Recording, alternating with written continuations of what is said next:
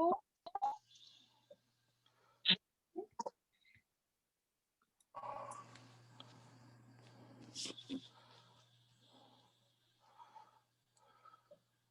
Have you handed over to me, Colette? Sorry. No, not yet. Sorry, I was just. Okay. I'm just admitting a few more people into All the into the room. Sorry for the pause.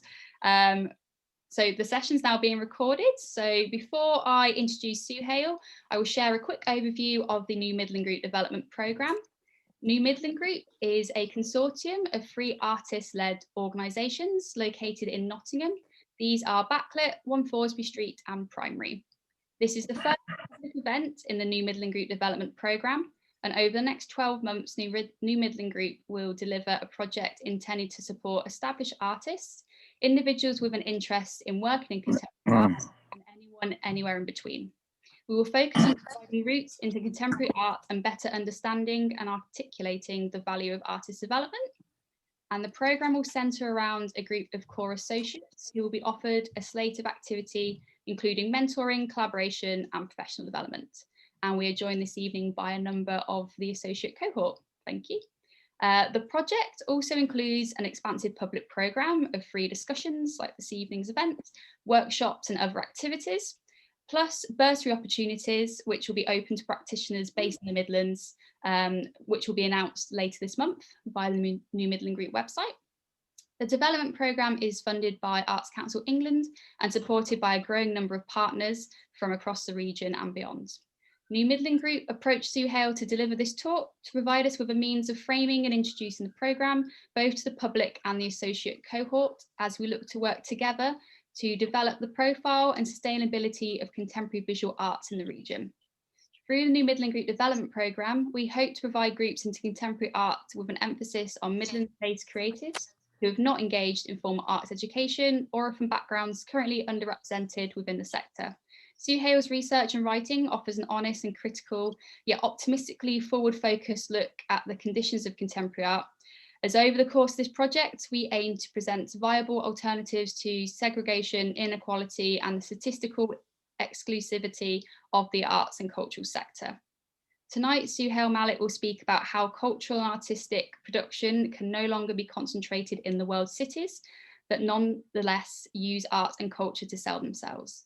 Considering the conditions of contemporary art and its critical uncertainties, Suhail will discuss what happens next, where it might happen, and how it can be different from what has come before. Suhail Malik is co-director of the MFA Fine Art at Goldsmiths London, where he holds a readership in critical studies and has written numerous papers on topics including the politics of art and education, neoliberalism, the contemporary arts economy and social structures. I will now hand over to Suhail. Thank you. Great, thank you, Colette, and thank you for the invitation and the introduction. I'm not sure I'm going to be able to do all those things that you said, but I'll maybe set some of the terms up for which we can have a discussion to think about those things. So firstly, as Colette said, could you turn your mics off if you haven't already? I've got a bit of noise feedback, and I'll then share my PowerPoint. This, can you see that? Yeah, great. Okay. Yeah, we can see. Yeah, perfect. Okay. All right, thank you. So as Colette said, I'm going to try and talk for 45 minutes, but I do tend to ramble on a bit. So I'll probably try and go quite fast. If you have some questions where you're a bit unclear as to what I've said, I'd be happy to take those questions during the talk. But if you have any questions elaborating or building on what's being presented, maybe let's save those for the end, because otherwise I will ramble on and digress mercilessly, and then you'll all be sorry for asking the question. I don't want that. All right, so the talk is basically 3 parts. Firstly, it's like a historical overview of how and why we are where we are in terms of the kind of historical and material conditions for art production. And that sets up a discussion for art economies, like how's the art field, and I'm talking about contemporary art, specifically how's a marketized gallery-based art field structured economically, and how does that reiterate and reflect larger economic structures which we can call neoliberal, and I'll discuss some of what that means. And then at the end, I'll kind of set up some discussion points, really, or opening points for what might be ahead. And I should say from the very beginning that this the points I'll be outlining are pre-COVID trends. COVID has changed everything in terms of how cities could be structured, how the art world operates, and so on and so forth. And of course, at this point, it's not clear what's going to happen next, whether we'll revert back to some version of what's happening before COVID, probably quite likely, or whether there will be long-term significant changes as people have learned new ways of working and interacting, and in the case of art, exhibiting and distributing artworks and discussing them. So I think it's too early to kind of take, if you want, long-term lessons from the COVID situation, of course, because it's still in it. So I'm going to rely on pre-existing trends and tendencies and historical structures, and then maybe at the end we can start thinking about what the COVID condition, actually more accurately lockdown conditions, mean with regard to those historical trends and what's ahead. All right. So firstly, the first bit is why and how art in cities. And I think there are three periods we can identify. And this begins really with modern art. And that's tied in with the period. And this whole discussion is based on sort of North Atlantic industrialized countries. So Western Europe mainly, some Central and Eastern Europe, but mainly Western Europe, and also North America, but really the Eastern Seaboard, and more specifically, New York City.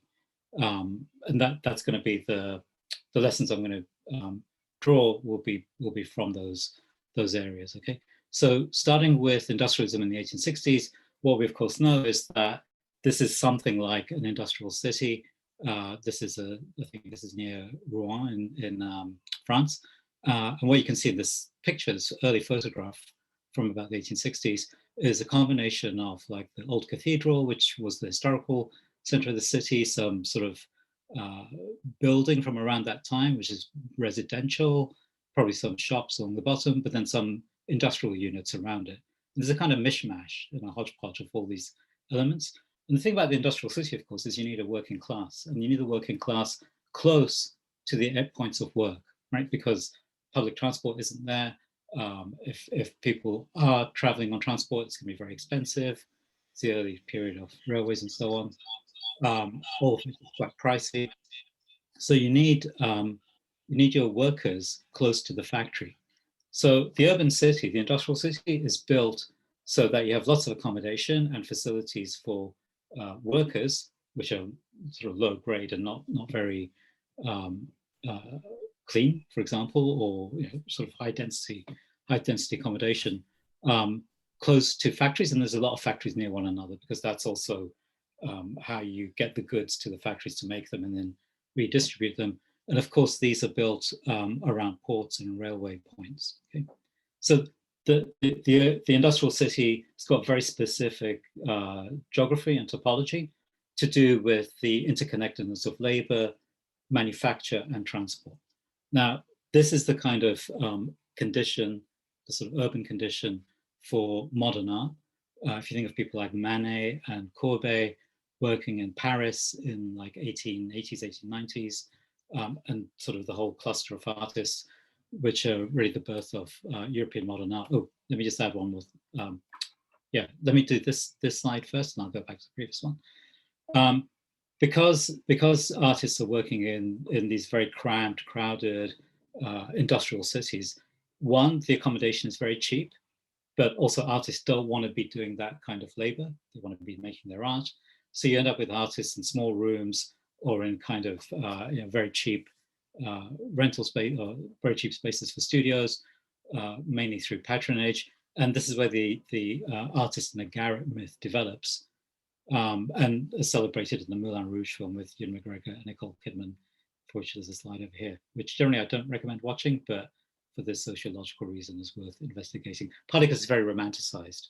And of course, the conditions of the house and the garret are anything but romantic, because they're tied to cities like this, which are highly unsanitary and dangerous health-wise. Okay, but this is also the period in which the major museums have been constructed through bourgeois patronage, and also competition about city pride.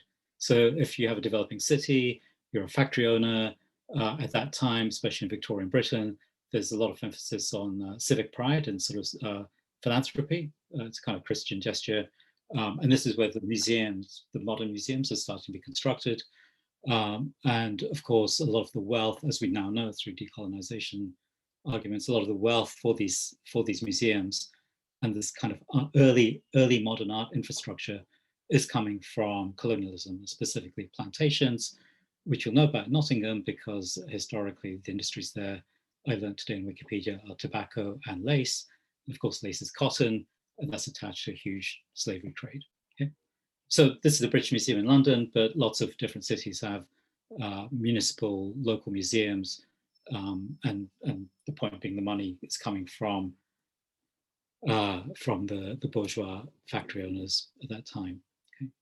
So what I'm setting up here is the way in which a certain art production, this is kind of basically the core of my presentation, the conditions of art production and the art that gets made. At this time, a lot of art is reflecting kind of the new urban life, electrification, sort of working classes, entering into cities, kind of reorganizing family structures, and also the things that emerge with cities like bars, nightlife, so on and so forth.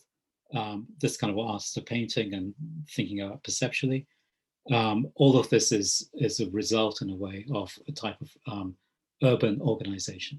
Okay, so this period kind of continues. There are several wars in the early to mid 20th century, but this kind of industrial form of the city stays in place till about the 1970s, at which point there's a massive deindustrialization across Western Europe and North America.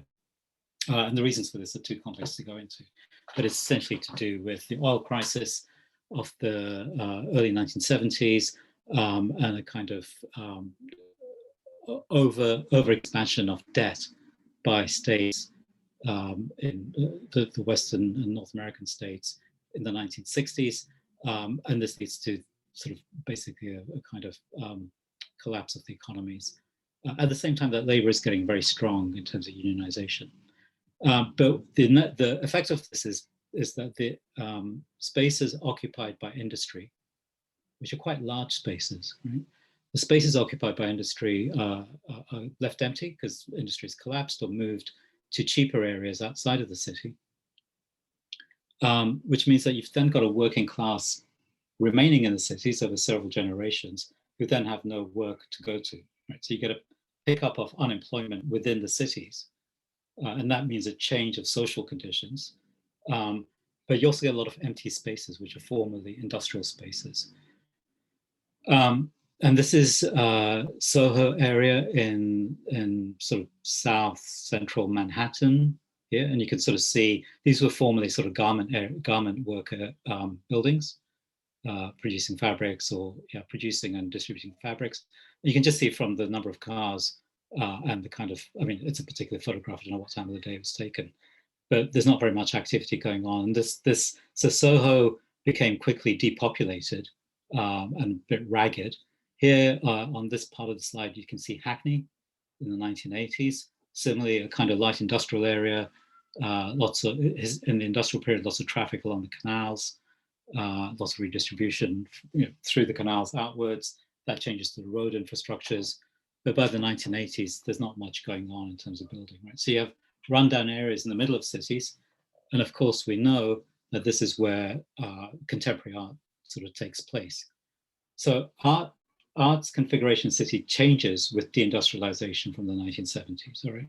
Artists now have large spaces they can work in at practically zero to little cost because the spaces are just running empty. They're either squatted or landlords are renting them out very cheaply because they're getting some rent rather than no rent. And this is in the middle of a lot of unemployment. But at that time, there's the Dole unemployment benefit. So people could continue making art, doing music. It's a kind of period that's now very, again, romanticized because it's very different to income support credits now. And how those are structured, which are kind of very, very punitive. At that time, it was a bit more available. It was very much more available. the point being that you've then got some people who then have some money to do something that's not working for jobs, and you have a lot of empty spaces at very low cost, right? Really good conditions for artists, and you end up with a kind of a burgeoning art scene in the middle of very big metropolitan cities, the capitals of the rich countries of the world, which are also metropolitan centers that have accumulated wealth through colonialism. We shouldn't forget that. But you have these large spaces opening up, right? And this is a Soho loft from the 1970s. You can see it's a kind of industrial size. You can imagine this being a kind of light industry space at one time, cleared out. Now we've got a very typical architecture of white walls, a kind of slightly funky feel to it. A lot of people hanging out for what looks like a performance happening or a screening happening, kind of where the camera is. And this is the kind of archetypal architecture for the studio loft, which of course is now kind of standard product for developers everywhere. The person over here is George Maciunas. He was a Fluxus artist from the 1960s, working through the 1970s, and he more or less invented Soho as a center, established Soho as a center for New York artists, but also more or less invented the loft as we now know it. So the idea of clearing out industrial space, painting it white so it could become something like what at that time was a new look for the gallery, but is now the common kind of gallery space, and putting on performances for what was actually a community of artists, because they all lived very near each other and they lived and worked in the same spaces. Okay, so the deindustrialized evacuated unit was essentially rent-free, if not absolutely free, because it was squatted or just derelict. And of course, that's much cheaper to live there than to rent out a house and just use that for a studio. So the contemporary artist, life and work kind of became the same thing. Community and exhibition kind of became the same thing. And that's also the beginning of like performance art and a kind of more collaborative social engagement type of practice. Okay, so I think this is the moment of contemporary art, which is distinct to modern art. We can talk a bit more about that distinction a bit, but again, it seems to me that contemporary art is generated precisely by change in urban conditions. And in a way, contemporary art feeds back into the re-emergence of cities as major attractors for capital, which I'll talk about in a minute. The upshot of this moment of contemporary art, basically the loft space, the deindustrialized, emptied out unit, is of course the White Cube. Okay, this is actually White Cube Gallery in London and several other places, and if I'm not mistaken, that's an Ansel and Kiefer show. But you can see that the architecture basically follows this pattern here, right? Large space, white walls, rectangular. This is now just a given for what art spaces should look like, but it's got a very specific historical origin, which is at this point in the late 60s, early 70s, primarily in New York, but then it becomes a kind of global format. And we could maybe later talk about the ironies of this impoverished, this space made out of impoverishment and necessity, turning into a major venue for rich people and capital. But also, actually, this is something like what a fashionable rich person space is meant to look like, a bit like this. So there's a kind of style setting which sets a pattern for interior decoration for elites, which is established at this point. All right, so that's from the 1970s to I think about the early 2000s. So the point of the 1970s is basically the breakdown of the industrial urban city. But as we know with Thatcher, Reagan, and the others, neoliberalism from the 1980s onwards, cities then kind of reorganize themselves not around industry or around manufacturing, but around services, and especially in London, around finance, but also around other types of industry. And nowadays, because of universities become quite a good channel for establishing new kinds of high-tech industry or high-tech manufacture or business. But there's a shift in what types of business are taking place in city, from manufacturing, which needs lots of people, to services, and high-tech industries, which need very many fewer people. But at the same time, you've still got this historical legacy, if you want, of many, many working class people within cities. Right? So the economics of cities get a bit skewed in terms of the industrial model, and have to develop a new kind of interrelationship between large numbers of workers without that much work to occupy all of them, all of us. And what happens from the 2000 onwards is, I mean, that structure of capital being generated, wealth being generated by very few people who are owning the capital and not going back into the populations, not going back into cities, is essentially neoliberalism. But I think more accurately, it's called rentierism. And what rentierism is essentially that people who own capital own assets from which they extract rent. All right. So if you think of Spotify, it's a really good example of rentierism. You don't have music collections anymore of your own. You buy something, it's then yours. You rent out access to a service which provides music to you. Okay? Of course, property ownership. What's increasingly happening is people cannot and will not be able to afford to buy their own properties, but you rent properties. That money is going to the owner of the asset, right? So what's happening with rentierism is that people are earning money in order to channel it to asset owners. And that's a contemporary configuration of capitalism, like dominant capital in the West. And this is quite different to industrialism, where with industrialism, the worker would work for a wage, which they would get from the owner of the factory. Okay, so the wages, the money is kind of going down, and that wage is then spent in owning your own stuff. Okay? I mean, of course, you're renting out your property probably at that time. There's a shift in rental arrangements around property in the post-war period with council housing. That's been more or less trashed by Thatcherism and the aftermath of Thatcherism. So rentierism starts to become how wealth is organized from the 2000s. And this leads to increasing, what this means is that property becomes a major source of revenue for capitalists, not manufacturing, but property. And also that work or security in work gets increasingly precarious, right? And that's the delivery rider here.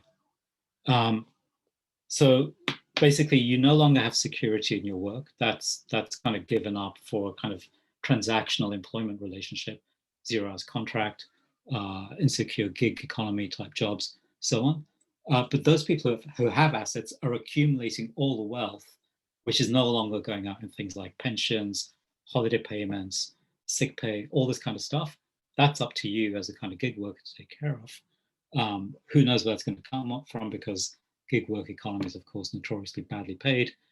But all the money is being accumulated from that activity by the gig worker, not all of it, but a lot of it is going to the owner of the asset. Right? And that asset ownership accumulation is going into property, which is then also accruing wealth. And that property then becomes, the provision of property for asset owners becomes something that cities then start competing for. Right? And what you end up with is a kind of competition between cities to develop spectacular skylines along riverfronts or along coastal regions, or kind of making formerly quite twee areas like this one over here into major attractors for like extremely rich people.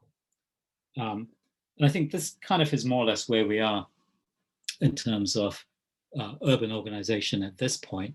It's to be seen what happens with COVID, because the kind of city space here, the bit of it that's not accommodation unoccupied by asset owners who are living elsewhere would be office spaces. But of course, the demand for office spaces might dramatically change because of working from home and the things that we've learned over the past year about working from home conditions. So that's a very quick run through of like the capital organization of cities. The question is, what is the current configuration, this rentierism moment? What does that mean in terms of art production? Well, I'm not going to talk directly about art production because I think it's still kind of being sorted out. It's been quite radically messed up because of COVID. But what we do know about this period from the 2000s, it's also the period of gentrification. Okay, and of course, there's quite a lot of debate and quite a lot of worry from people who are concerned about gentrification that artists are kind of the bridgehead. And I think Teodad Zolgado is doing the talk next week. We'll probably be speaking about gentrification at great length. So I don't want to preempt or forestall what he's going to say. But here are some examples, some pictures of gentrification in action. This is a scene in London. These are formerly light industrial units along a canal. You can see former gasworks over here. And it's been, this is from the mid 2000s. It was turned into an art area, and here's a gallery opening. So again, the industrial units emptied out, turned into art spaces, and these become kind of cultural hubs. Okay, this picture over here is from Chelsea in New York City, and you can see a former kind of industrial workplace being turned into like a fashionable spot for people on a summer day to go to an opening and have some drinks. Again, cultural hub. And here you've got somewhere in, I think, Brooklyn, probably, looks to me, in New York, turned into sort of fancy-mancy cafe type place. All right. The thing about cultural hubs is that they're really important for attracting international wealth to come to the city for work. So what you see if you read some of the literature or some of the advertising for multinational companies or property developers is the importance of cultural hubs. Okay, cultural hubs means restaurants, it means nightlife, it means great bars, it means feeling safe when you're going home, for which Uber is really important. But it also means art galleries. Really importantly, you have art galleries.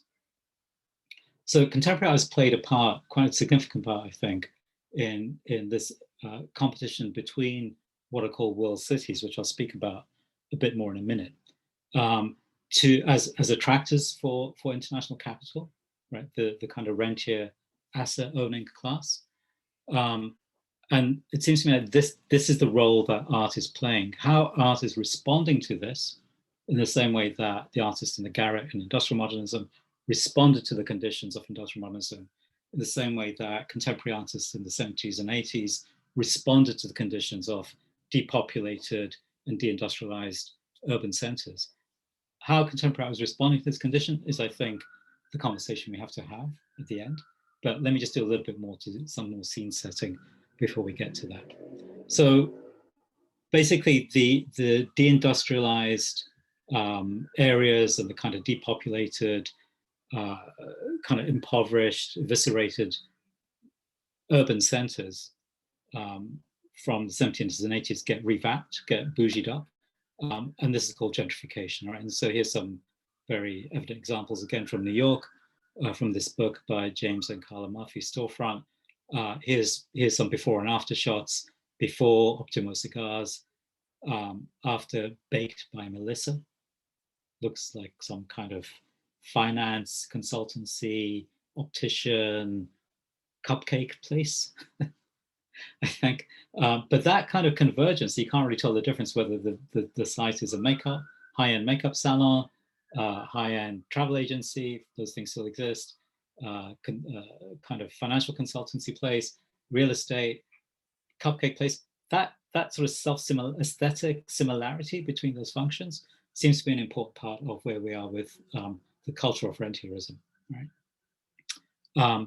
Here's another example, some kind of working class areas or working class services turned into Grom, which I think is an Italian cafe. And here I think is quite a good picture because it shows a bit more of the cityscape of, again, this kind of working class area in New York with these kind of brownstone buildings and sort of booze and food, cheap restaurant being turned into Eastern cuisine, obviously high-end place.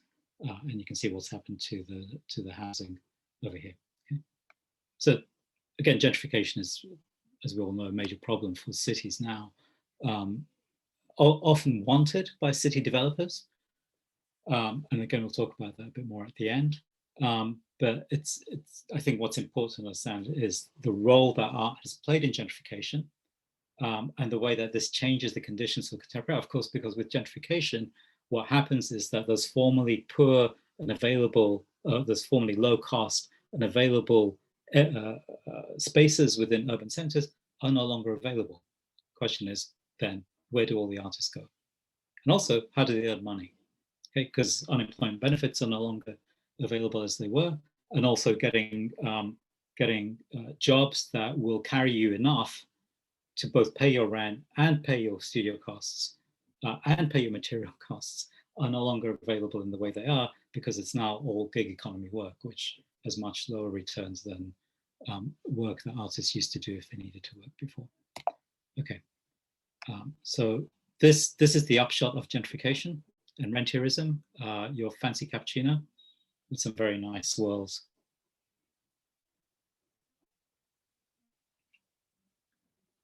Okay, the point of this slide is that the kind of aesthetic quality of rentierism feels and looks good. There's a lot of pleasure associated with it, which again is very different to periods of industrial capitalism, where life for a lot of people was not about pleasure through work. Whereas now, if you're a barista making these kinds of things, you're expected to give and get a lot of pleasure from your coffee making. Okay, you become an artisan as well as a gig worker. And so there's an aestheticization of the everyday with rentierism, which again is a very different condition to the industrial city and modernism. And I think is also a different condition to contemporary art, although that integration of aesthetics in the everyday was something that contemporary art was putting forward as a kind of emancipatory moment that we now see as a kind of key part of capital extraction. All right, so that's the quick historical overview. What I now want to talk about is what is happening to cities in this latest period. And I'm going to rely on a book by, or some arguments by this guy, Richard Florida, and he's been extremely influential for city development, urban planners, local government, national government as well, and flies around the world at extreme expense to the people inviting him to kind of speak about how to regenerate the city, which also means how to attract wealth to it. The reason cities want to attract wealth is not just because they like rich people, but also that they want the taxes. Okay, you can't run a city without taxation, and to have taxation, you need people to pay taxes. If you can have richer areas, if you have richer people coming in, the idea is that they pay more taxes so your city can accumulate wealth. Okay, so that's the economics around urban development, to attract wealthy people in order to pay taxes to keep city functioning going, and also to kind of build it. What it then means is that cities, especially large, what are called world cities, I'll speak about in a minute, are then in competition with each other to attract the very, very rich, okay, to pay property taxes, for example. And that leads to a certain skewing of cities towards the very rich at the cost of everyone else that lives in the cities. And what this leads to is what Florida calls superstar cities. Okay, and I think this again is a really good description until COVID of the kind of, let's call it the political geography of urbanism. So Florida was initially proposing creativity as a way for cities to regenerate, to kind of become attractors for a mobile workforce, which is very much to do with sort of intellectual high-end employment rather than kind of industrial working class type of employment. So university educated people rather than people without qualifications. Okay. But then he realizes that there's a problem, and this is a description of the problem. So he says, our geography is splintering into small areas of affluence and concentrated advantage, and much larger areas of poverty and concentrated disadvantage. Brexit. It became increasingly clear to me that the same clustering to Florida, that the same clustering of talent and economic assets generates a lopsided, unequal urbanism in which a relative handful of superstar cities and a few elite neighborhoods within them benefit, while many other places stagnate or fall behind. Okay, So superstar cities are this kind of concentration of capital, assets, all the benefits, and everything else is just sort of crumbling away. So the paradox, in a way, of recent urbanism is that ultimately the very same force that drives the growth of our cities and the economy broadly also generates the divides that separate us and the contradictions that hold us back. Right? So this is the kind of paradox that Florida realizes the consequence of the things that he's been advocating earlier on, and he wants to think his way through this problem. Because if you hear him do talks, he'll always say, my dad worked in a factory, and in New Jersey, I'm very pro working class. I'm all for urban equality. I'm all for equality and want cities that work for everyone in them, including former working classes and the middle classes and the wealthy. But it's just not happening that way anymore. So he's trying to think his way through this. As I said earlier, these superstar cities are in competition with each other. And the current name for that type of city is the world city. There's quite a lot of index. This was just from Wikipedia. You could sort of, if you just dig out world cities on Wikipedia, you'll see a number of indexes for how these are ranked. Foreign Policy, which is a journal based in Washington, sort of speaks to lots of diplomats and policymakers, has since 2008 been ranking what they call world cities. And these are the world's biggest, most interconnected cities that help set global agendas, weather transnational dangers, and serve as the hubs of global integration. Right? So the world cities are very much the central nodes, the central points through which globalization is taking place as vectored. Right? World cities, they say, are the engines of growth for the countries and the gateways to the resources of the regions. What this is saying essentially is that entire countries and regions are dependent upon major cities, the major cities. Question is, what's happening to all the other cities? And a very, very far away question in terms of the politics of this is what's happening to people who want to make art in these big cities, which are the traditional centers of art making. Okay? New York, London, Paris. So here's a 2020 Global Cities Index. It's kind of pretty similar with a bit of chopping and changing near the top of what the big cities are. And this is as a proxy for their relative power. This is the GDP generated by each city. So New York is way ahead at $1.5 trillion per year generated by the city. This is not ranked, I think, by, this is not ranked by how much GDP is generated, because Tokyo is much higher than London, as is Hong Kong. But in terms of overall quality, which includes things like how nice the city is to live in, whether it has an active culture, whether the transport system works, so on and so forth. If you put all those things together, this is the ranking. So London, according to this index, is the second global city. The GDP generated per year in London, by London, is $850 billion. And Singapore is, towards the bottom, is $337 billion. Okay. Let's compare this with Nottingham. I couldn't find figures. I spent most of this afternoon trying to find the GDP for Nottingham for 2019, which I couldn't find. There's quite a lot of documentation by local authorities, but it doesn't actually show the GDP number. The last figure I could find is 2014, at which point London's GDP was $518 billion, and Nottingham, the city, was, which is also the largest economy in the East Midlands at that time, was $51 billion.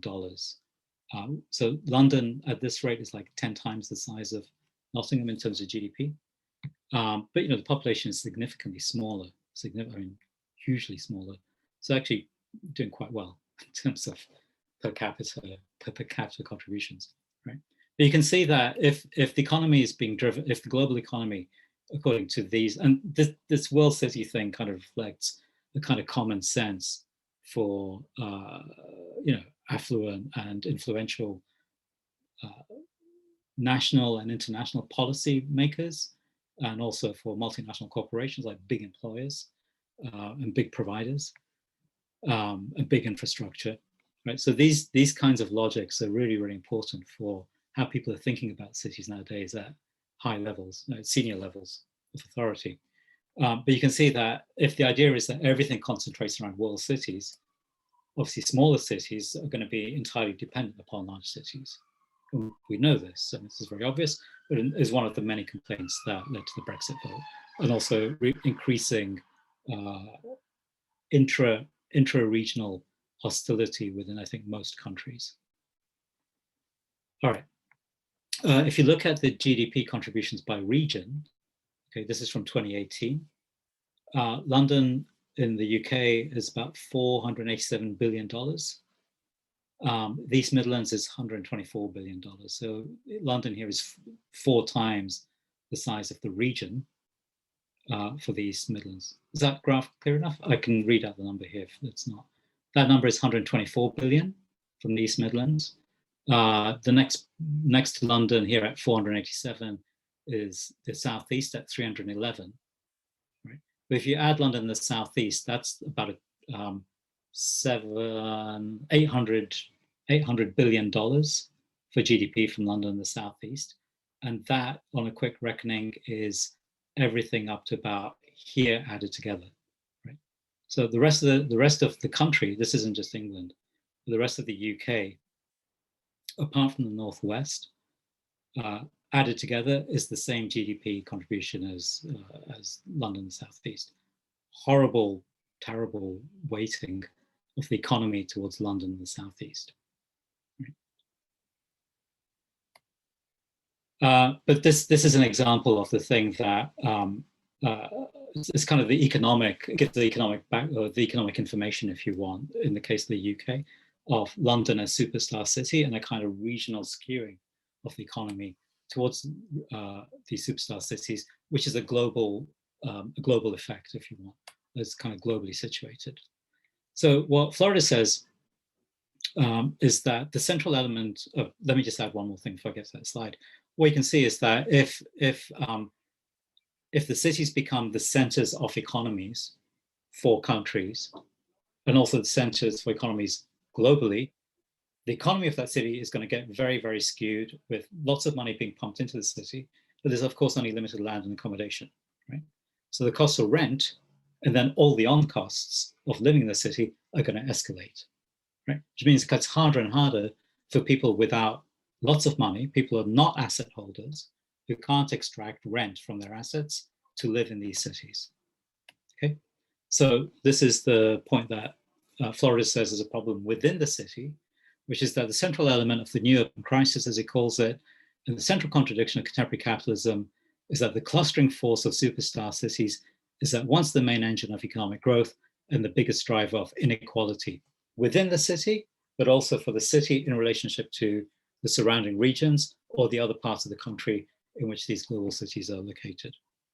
The concentration of talent and economic activity in fewer and fewer places not only divides the world's cities into winners and losers, so that's competition between cities, but it's winners and losers within the cities, but ensures that the winner cities become unaffordable for all but the most advantaged. Right? And I'll come back to that point about cities becoming rather what he calls the winner cities, the superstar cities becoming unaffordable for all the most advantaged a bit later when we talk about art economies. Which I'm going to do now, but I want to talk about the reality of artists' economies, which is most people in the art scene, as opposed to the economy of people who exhibit art, like the gallery structure and the museum structure. So what I've been talking about is basically what's happening to cities. I'm now going to switch over to art economies. And again, I'll present a lot of information quite quickly. There'll be a point at which we can have a short break so we can all rest our heads and take care of other needs. And I'll come back and talk about artist economies, like what most artists are dealing with in this kind of wide context that I'm now presenting. All right, so let's look at what's happening with the art market. And this is a way of talking about how much money is flowing through the art scene, okay? And also where that money is going, who has it, and where does it end up? All right, so I'm going to rely on this art market report from 2018, which was commissioned by Art Basel, which is probably the biggest art fair in the world. There's one edition of it happening in Basel. I was wondering where it was, but the giveaway was in the name. But there's also, they do one edition in Miami as well, every year in December.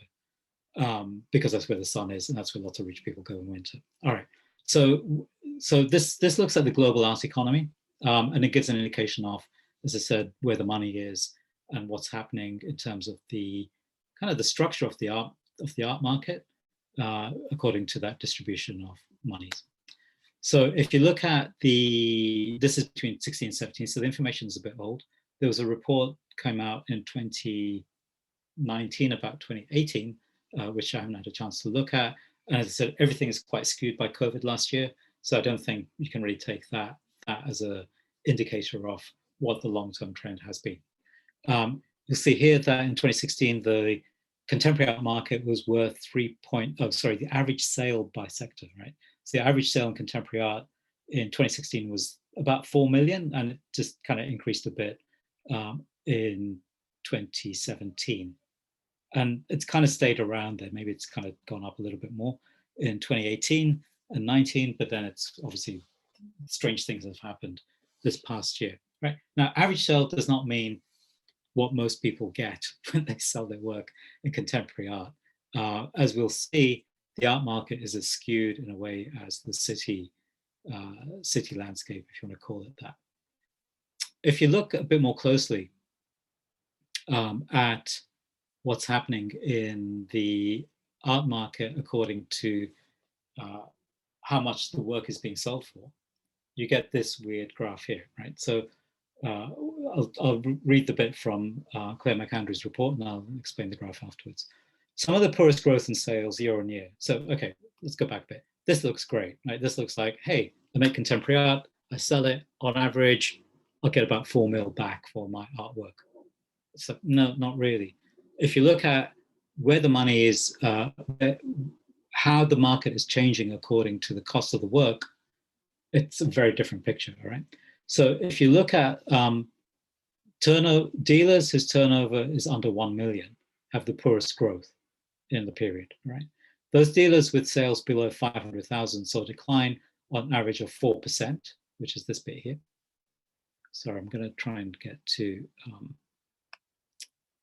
yeah, okay.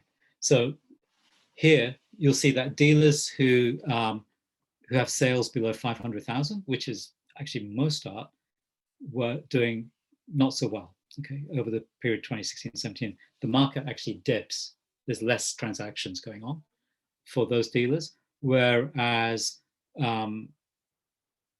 aggregate sales for dealers with turnovers between 1 million and 10 million, so high-end dealers, grew. Okay? What this is indicating is that if you're doing high-end, i.e. expensive art, the market is booming. If you're doing not expensive art, the market is shrinking. Okay? Things are getting worse for people who are operating with less money, getting significantly better for people operating with lots of money. And if you look at what's happening with the galleries, the black line represents the number of galleries that are opening in the year, right? So in 2007, there's about 300 galleries opened. It jumped up in 2008. There's the crash. There's a kind of decline since that point. And you'll see that here, there's actually something like 45 galleries opening in the, I mean, she's looking internationally, right? So not very many galleries are opening at this point. The gray line is the number of galleries that are closing, okay? And again, you'll see with the crash in 2008, galleries start closing a bit more, it kind of stabilizes out. But what you see happening around 2017 is that there are more galleries closing than there are opening for the first time, okay?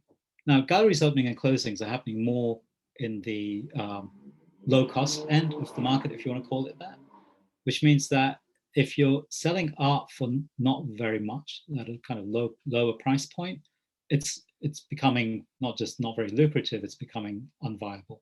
Okay, that's what this graph is indicating. And this is happening very recently. So the conclusion of this in McAndrews' report is that the analysis of sales in both dealer and auction sectors in 2017 provided empirical evidence of a polarization, confirming the top-heavy nature of the trade, with the ultra-high-end dominating values, despite the fact that most transactions and the majority of artists' works come onto the market at the middle or low end. All right. So the majority are not being served by the contemporary art market. I'm going to skip over this bit here. Well, actually, I'll do this bit. Sales, and this is in auctions, sales of works priced over 1 million have expanded, with the most growth at the high end, sales over 10 million, right? While the highest priced works have always dominated to some extent, the gap between this segment and everything else is expanding. Even at the top of the market in 2007, values were considerably less skewed than they were in 2017. So what's happening in the art market is that the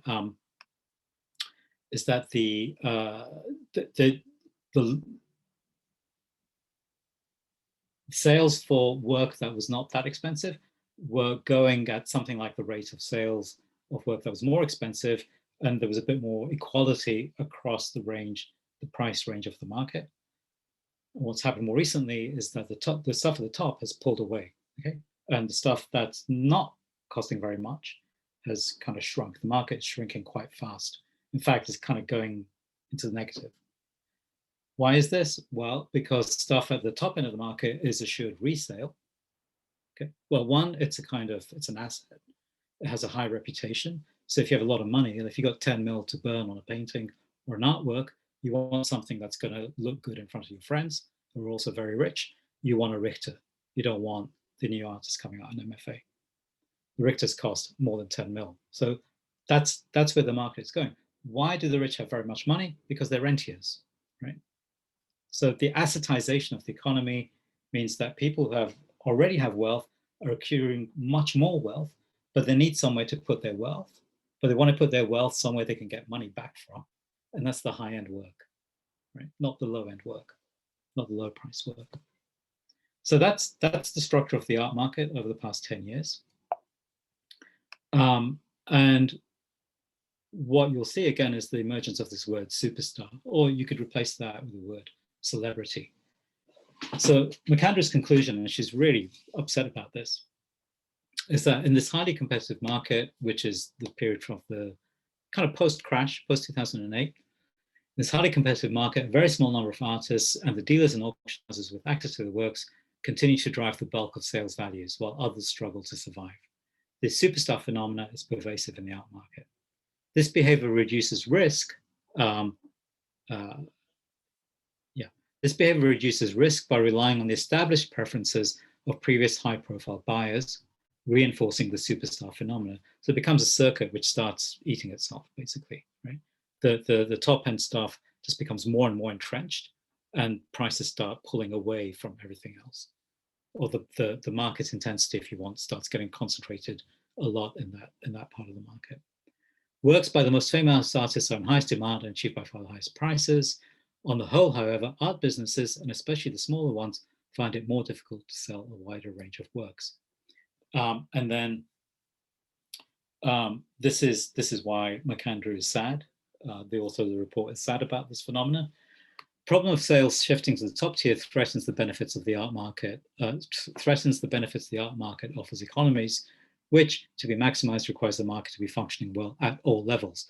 The problem is twofold. First, that the closures are often of small and mid-sized galleries in the primary market, which is people who are not reselling work, but selling new work.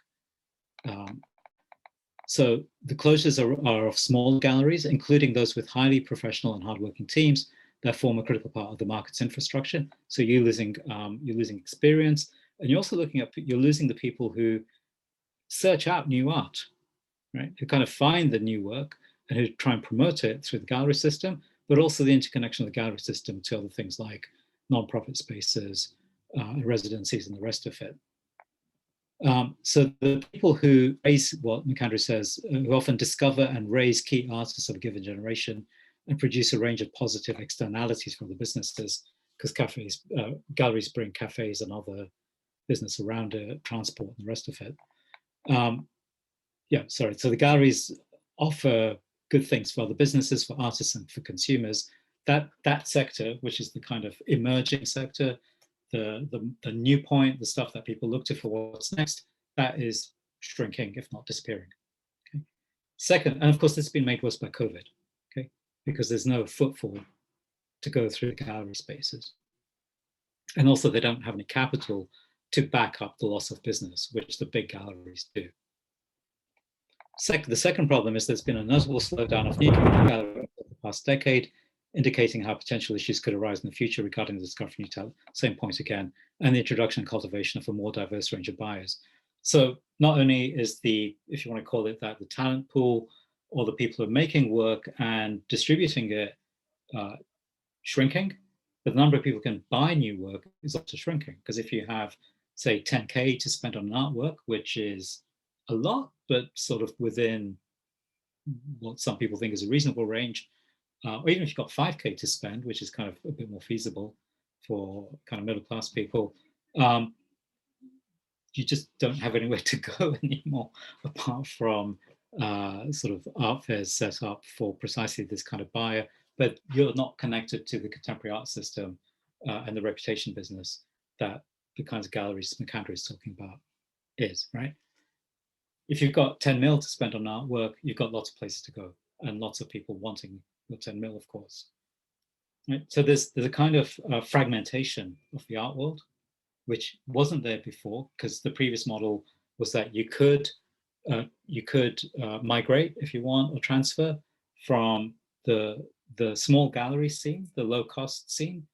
You could end up through success in that and sort of having buyers and getting some reputation, people being interested in your work. You would then go to a medium-sized gallery. If that carried on, then you would sort of, it's kind of like it's like a football league scheme. You go up the scheme, right? But if the low price end of the market is shrinking, if not disappearing, and there's a fragmentation, right? There's no one there to buy your work at the lower end. I'll come to that a bit later in the presentation. And if there's no one to buy your work at the lower end, how can you carry on being an artist and make your way up the chain? Okay, so that's the kind of economic problem, the career path problem for artists at this point. The net effect of this market structure, this market dynamics now, is that the artists have become well known. There's very few of them, right? So visibility becomes more and more focused around the remaining artists for whom there's an infrastructure to support them, which is at the top end. So there's what I would call the centralization of visibility. The stratification of the art market, which is the stratification being how can we speak about top, middle, and low or bottom, that becomes more and more entrenched, and that's the fragmentation or the kind of disappearance of the middle bit that that McAndrew is talking about. But what it also means is that power in the art field, both financial power, reputational power, visibility power, like who gets seen, who gets talked about, what counts as contemporary art, what counts as art, gets more and more concentrated at the top end, all right? Previously, I think in the contemporary art moment, that is a kind of consequence of that Soho scene in the 70s and 80s. Through the kind of 80s and 90s, there was a sense in which you would have to look at the already established artists, but it was also really important to understand who was emerging, to go to those venues, go to the lofts, try and kind of engage with the artists, because there was a sense in which, like, if they didn't have financial power, that's where the exciting stuff was happening, right? But it's not clear now where you would go to see that. What you do know is that if you want to see who is doing well in the art world, you go to the auction houses, which is really messed up according to the historical models of contemporary art. All right, so basically the reputational economy becomes one of elite reinforcement. That's where the art market is now, or has been. My sense is that probably won't change very much because of COVID, because, as I said, people who don't have very much money find it harder to keep going, as with all walks of life. And the people with a lot of money, precisely, have a lot of money, so they can ride the bump, as they would see it, of COVID. In fact, what we've seen is that at the top end of the art market has even escalated, has got into the stratosphere because of things like non-fungible tokens and so on. We can maybe talk about that a bit later. And what I'm going to play you now is an example of this elite reinforcement, which is this video by Jay-Z, Picasso Baby, where Jay-Z decides he's going to be an artist and turns up at a gallery in Chelsea in New York and does a piece somewhat based on Marina Abramovich. I'm going to use this partly as a small break because I've given basically an information dump. It's like a lot of information very quickly. So we can watch this and have a little pause, and I'll come back and talk about the other side of the equation. All right. I try not to have any expectations going into a performance. I try to just let it happen, just get into the moment, and can you hear it? Okay. Happen. Can you hear the video? Okay? Yeah.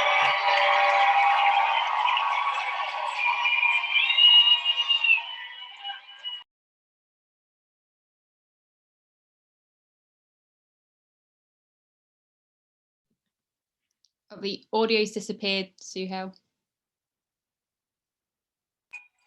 It's back. Is it back now?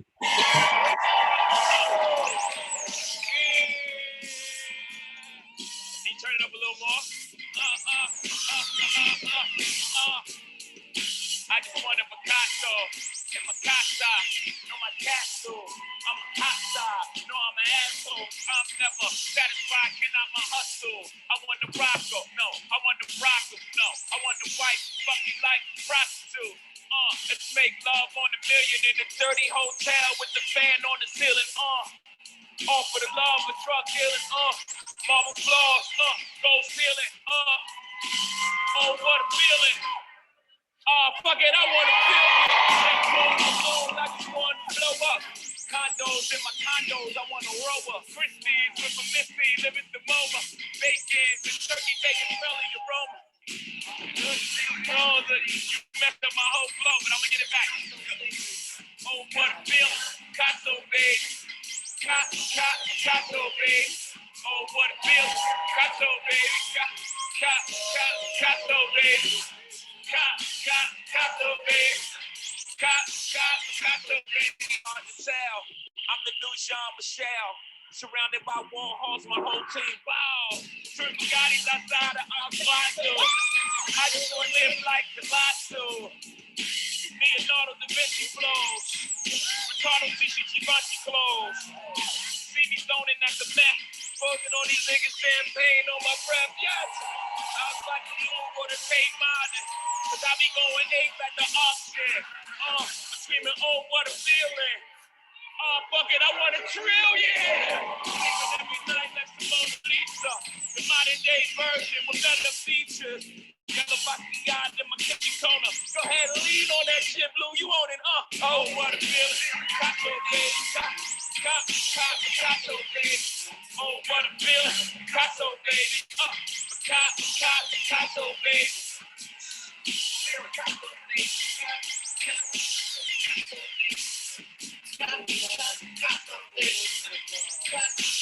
Who's loving you?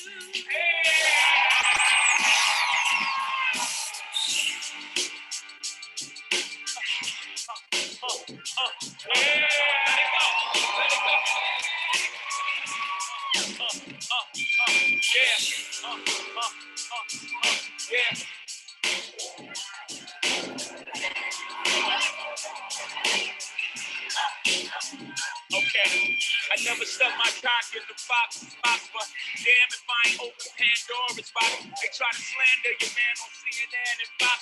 My Mirandas don't stand a chance to cop. Even my own fans like, oh man, just stop. I could if I would, but I can't, I'm hot. And you blow, I'm still a man to watch. You blow, on my left hand, knock. Soon as I step out the booth, cameras pop. Niggas cool with it till the cannons pop. Now my hands on the Bible on the stand. Got your man in the jam again. I got my hands in cup. I'm like, goddamn, enough. I put down the cans and they ran them up. My hair pen, hair skin, rupture spleen. Crack ribs go through cribs and other things. No sympathy for the king, huh? Niggas even talk about your baby crazy. Eventually the pendulum swings. Don't forget America, that's how you made me.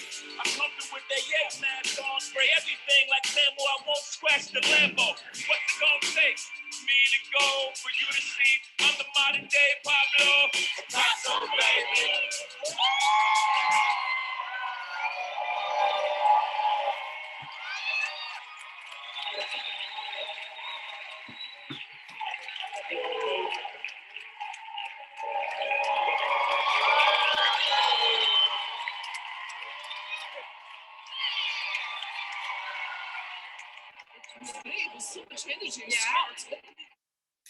Okay, I'm going to move on from that. So the point of showing that was essentially, I'm trying to find my video point here. Okay, so the point of showing that is essentially that Jay-Z is kind of course, like riffing off various kind of like standard types of performance art. Kind of, he has an interest in art.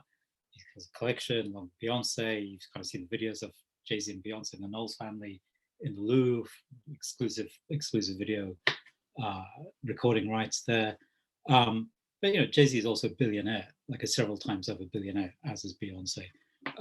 And the way in which what you're seeing in that video is that concentration of capital, right, the very wealthy, kind of merging with the art space, operating at exactly the same level, and the way that the art world celebrities, the film celebrities, the pop celebrities, and so on, all kind of circulating in the same bubble.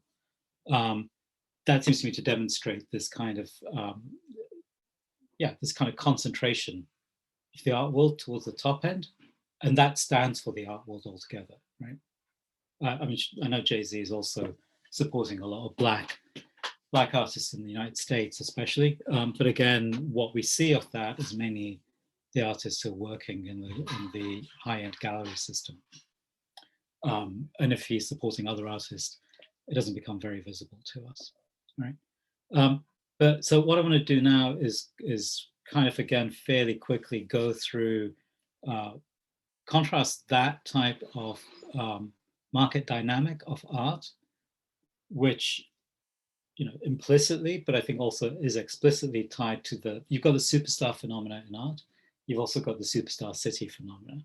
It seems to me that these are both aspects of the same kind of economic dynamic of rentierism, of asset holding, but also money being pumped into assets that you can recover. You can recover gains from, you can get revenue from, at the cost of everything else. Okay, and that everything else includes most artists, right? So here's a report from the Arts Council England, I think, from 2016, and it's about the livelihoods of visual artists. So they did a survey, reports published in 2018. They undertook a survey in March 2016. So again, the information is a bit old, but it's the last one I have. 2,000 artists responded across England, not just in London. And this is what they found about, so it's about art economies and how artists make a living, right? So income from art practice, they say, constitutes a small portion of artists' total income. The mean average total income, so the average total income for artists is 16,150, right? That's the total income, not the income from art. Only £6,020 of that comes from art practice. Right? So that means artists earning like 10K from outside of the art, from outside of making art, not every artist, but on average. And they're earning 6K from their art. The median average income, which is a bit better at kind of finding out what's happening for people who aren't, you know, at the extremes. The average kind of squishes out the extremes and just says, this is kind of more or less, this is the average, it's the average figure. Whereas the median is much better at seeing what's happening. If you have very polarized economies, the median picks up more what's happening in reality for people at either the top or the bottom, right? So the median average incomes are significantly lower. The median is like halfway between the lowest earned and the highest earned, right? And the average is just an accumulation of total earnings by the sector divided by the number of people. And that squishes out all the sensitivities about where most earnings are taking place. So the median average is 12,500, right? Which is with only 2,000 coming from art practice. So this bit here. When the median is used, the analysis suggests that income represents just 16% of total income. Now, those are the figures. The minimum income standard in the UK is about 17,000. And if you're in London, which is the historical centre of art in the UK, the London living wage should give you about 19,000 a year. And artists are below both of those figures. Right? So I think we can fairly, on the basis of this data, which is partial, but and incomplete and so on, also as we have, you can say that there's a thing called artistic poverty. Right? Because again, this is where most artists are here, or rather, this is the average. This is kind of where most artists are, right? The median point, and it's kind of much less than the average. Because the average is being skewed by people who are earning quite a lot at the top. I'll speak about that in a minute.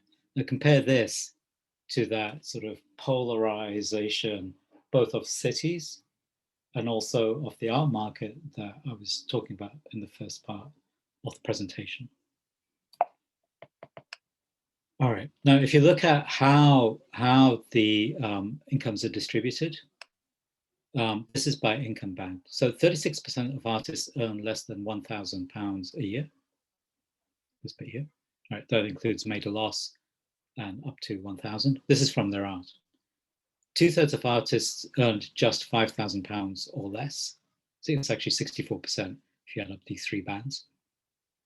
And 2% earned more than 50K, which is this band here. Right? So it's this 50K that pushes the average up, but it's this lower band that's recognized by the median figure. Okay, so you can see that most revenue from art for artists, it's kind of next to nothing.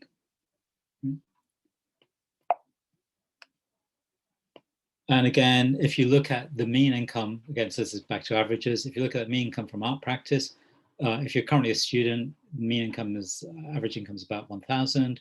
If you're an established artist, which also means that you've survived long enough that you've made it, this is for an established artist, the income is about 13,000. Right? Emerging early career artists, which is precisely the sector that's being stripped out by this polarization of the art market, even if you're in that, right, your income is 3,000 on average. Okay? The mid-career artists are about 7 or 8, clearly not enough to make a living off, so you need to supplement your income from elsewhere, or you're doing art on the side. When asked if art practice is enough income to live on, you'll see that 70% said no, 65% definitely not, no, but almost a 7%, and comfortably yes, 3% of artists. Right. So not only did the majority of artists state that they could not earn enough from their practice to spend as much time on their art as they would like, almost 90% of artists felt they could not earn enough from their art practice alone to live on. So Colette at the beginning said I presented optimistic possibilities. This is not in the, I appreciate this is not in the optimistic range, but again, I think it's important that if we're thinking about the conditions for art making, that we start with the realities rather than like, hey, you're going to get into the gallery circuit, it's going to be great, you're going to be a superstar. And even if you were a superstar, I think that's a problem, okay, because of this, right? So you've got most artists with no money. We all know this from like people we know in the art field. Most artists have no money, are kind of struggling and so on. Oh, the other thing to bear in mind, let me go back to this slide.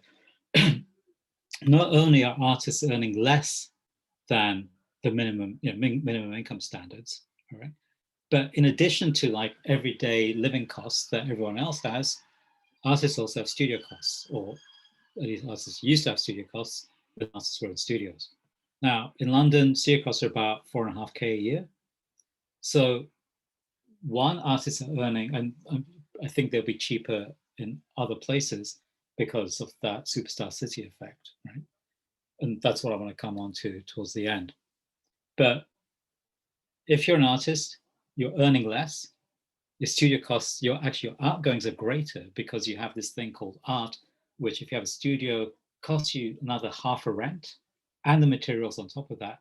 So you are in the end substantially poorer than other people who are also poor with you, okay? Because other people don't have those kinds of outgoings. It's also why there's a lot of burnout and tailing off of people from being artists relatively young to realizing that this is just not a path that they can continue with. Then you enter into other careers. So what the kind of art field is both of these things, all right? It's the artist precarity, which is like this graph. It's the artist precarity for most artists. Again, there are a few who do well, which are like these people here, established, but even the established artists aren't doing that well. Again, you'll see that 2% earn over 50K, 3% altogether earn over 35K, 5% over 25K, which would be kind of a living wage-ish in regular employment, I guess. Maybe if you went down to 20K, that would be 7% of artists earn like enough to live on or more. So artists, generally speaking, are extremely precarious in the lives they have and financial outgoings against incomes and so on and so forth. But at the same time, as artist precarity, you also have this elite reinforcement from the art market. Okay, and it's not just the art market. The art market is, of course, attached to the museum and exhibition structure of major gallery spaces, which are not commercial gallery spaces. Nottingham Contemporary, for example, and Tate, and all that whole structure, right? The art world is both of these things: precarity and elite reinforcement. There's a book by a writer, an artist called Gregory Sholette. The book is called Dark Matter, which looks exactly at how this kind of top end, or this like 1% of the art world, is supported by what he calls this dark matter of invisible and unknown artists who are kind of making art for themselves and for their immediate communities, but will never appear in this kind of kind of visibility, this high visibility movement. So the question is really, what do we do about this? What happens? How is artistic practice? How is art going to happen for most of the people who want to do it, who can do it, who want to continue working in the art field, given this kind of increasingly impossible economics, right? The reason to give the outline, or the kind of the potted history of cities, Western cities and industrial cities, or formerly industrial cities, since about 150 years ago to now.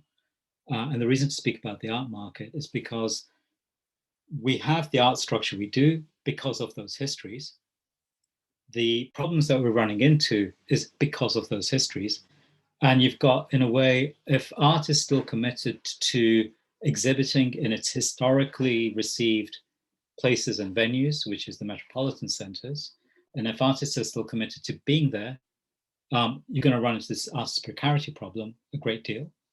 But if artists decide that that's no longer tenable and also continue doing art, something else needs to change. Okay, and this is kind of like the sort of closing comments, which I'm going to be a bit less descriptive and kind of open up a bit more as possibilities, and we could maybe think about them because I think they're probably quite germane to the work that you're doing at NMG. So as we know, okay, so basically what is that artists want? Artists want conviviality. They want some kind of urbanism, because like the density of being near one another and the activity of being in like contemporary life, which is what a lot of artists want to speak to and address, enjoy, draw inspiration from, and so on. And the kind of diversity of cities is also are all very important factors and motivations for art practice. And also you need low costs. Okay, you need low costs for living, because you've got art going to the studio. If you have a studio, or equipment, computers are a bit more high end than standard domestic computers if you're doing graphics and so on and so forth. But if you do have a studio, then you also need low cost studios. Okay, so that's what artists want. And I think that's one of the things that's motivated the migration of artists from London to seaside towns near London, because they're much cheaper, and you have space, which is being chomped up by asset managers in the big cities. But also artists are moving to other cities. So here's a list of them, including Nottingham. All right, and of course that move doesn't have to be within a nation. Like artists move across different countries in order to kind of find the better working conditions to have their art practice, but also to have a scene in which they can work. And that's really important. That's part of the conviviality. It's also where bars, cafes, and other hangout spots, cinemas, if people still go to the cinema, aren't watching streaming and torrents and the rest of it. That kind of cultural life and the kind of hangout space and time are really, really important. That's what people want. That's what artists want. And I think it's kind of generating increasing interests in cities and urban spaces that are not the superstar cities. Right? So I think the other condition is also, the other change is also that people are now networked online, of course, right? And also because of much easier and low barrier access to logistics provisions like delivery, courier networks and the rest of it, because there are now many more regional airports. Networking is much easier now from smaller cities than from, as easy from smaller cities as it is from big cities. And also because of the online stuff, the way that we now work is no longer tied so much to the immediate social network in your physical geography. You can now network with people in residencies in many different parts of the world simultaneously if you want. And that is all part of the kind of transactions or the kind of communications or the social scene that you're part of. And if you do go on residencies, you'll meet people from different parts of the world and they will remain part of your network. And that's one of the advantages of doing residencies and MFA programs and so on. That's not a plug to come to Goldsmiths, it's just like a fact about MFA programs. But also we need to think about gentrification strategies, okay? So as much as artists are interested, or as much as there's that increasing interest in the non-superstar cities or cities that kind of provide all the things in this first line here, but don't have the high costs of superstar cities. We also, of course, need to be aware and very conscious that cities are interested in gentrification. Like they want to increase the wealth of the demographic in the city in order to kind of, because that's kind of what looks good on the brochure for the city. You want sort of you want pictures of people with nice dogs kind of running around in nice parks and sort of eco-friendly environments rather than beaten up industrial spaces with a bunch of drug dealers hanging out looking extremely aggressive or something. So gentrification is good for selling cities, but also Nottingham, for example, I was doing a bit of research for this talk, Nottingham's demographic population is going to change. So again, this is just from Wikipedia. So in 2011, which is the last census, population was about 300,000. The current census now, this is a projection because the census has just been counted, or it's not just been registered. The population has increased by a tenth, and it's expected to increase by another 20,000 in 10 years' time, right? But the jump over 20 years is about 10%. If you've got more people coming into the city, where do they go? Where are they going to be housed? What are they going to do? So you need more property for housing, and you need more property for jobs. Okay? But the city has to be attractive for the incoming jobs. And the jobs that are wanted are high-paying jobs. So you need places that are aesthetically attractive. You need the good schools, you need the good provisions, you need a cultural hub, all of the stuff that we're talking about superstar cities, but at lower costs. That's all gentrification. But we know gentrification also means displacement of existing populations. There are often been poorer populations, and also people have migrated to the city over recent years. Okay, so it's also racialized. Like this gentrification thing, of course, famously is a kind of highly racialized phenomena, and it's a kind of whiteification of the city.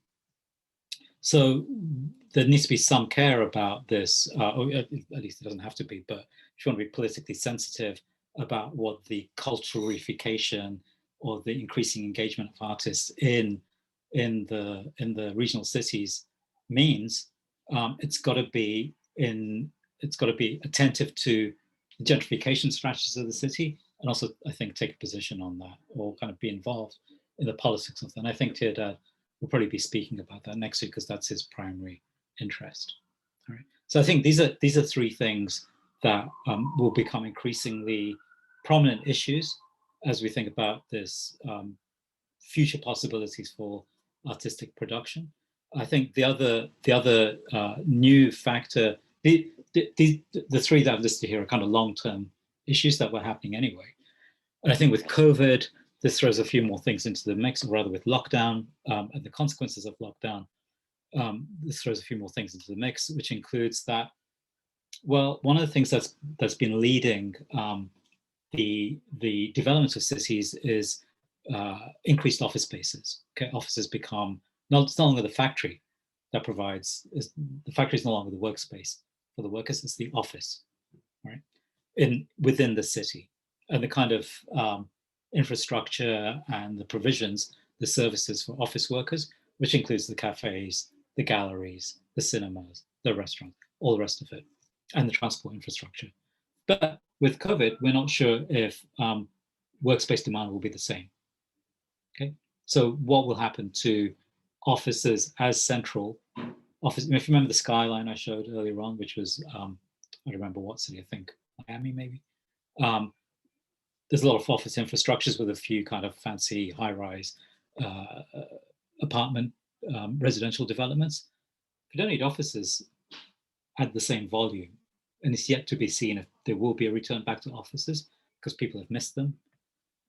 Then there's going to be a change to the to kind of geographies of cities, and there's also another thought around green development, where cities are kind of interested not in packing out the central areas with high rises, but having much more kind of parks and sort of other kinds of rewilding kind of developments. And in preparation of this talk, I was talking to Colette about what's happening in Nottingham, and I think there is a development with a former shopping centre, which is going along the kind of green urban attractor route. Right? So maybe we could, I don't know very much about it, so we could talk about that a bit later. One of the things we need to note about green development is that the technology for it requires new industries.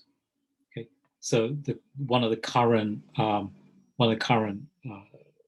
issues in policy and regional development is how to attract the money to build the factories again, for the new green technologies, but where those factories will be. It's extremely unlikely they're going to be in city centers. They'll probably be in like outer suburbs. So again, the geography and the kind of interest in how cities are organized will probably change again, I think, because of this. Also, the other thing is that maybe with COVID, we're all shifting online to do things like this in this format, rather than me coming up to Nottingham as I would have done before COVID. Is that exhibitions and where and how art is happening has shifted online, of course. So maybe we don't need gallery spaces in the way that we needed them before. And maybe we don't need studios in the way that we needed them before. In which case, again, the economy of art and also the kind of location, the place of art, may be less city dependent than it was. Not just superstar city or big city or like metropolitan city dependent, but just any urban city development. Dependent rather, sorry. And then finally, this is the point I've just made, the issue really, I think, is that art's urban centrism, which has been a feature since modern art, I think it's kind of an open question at this point.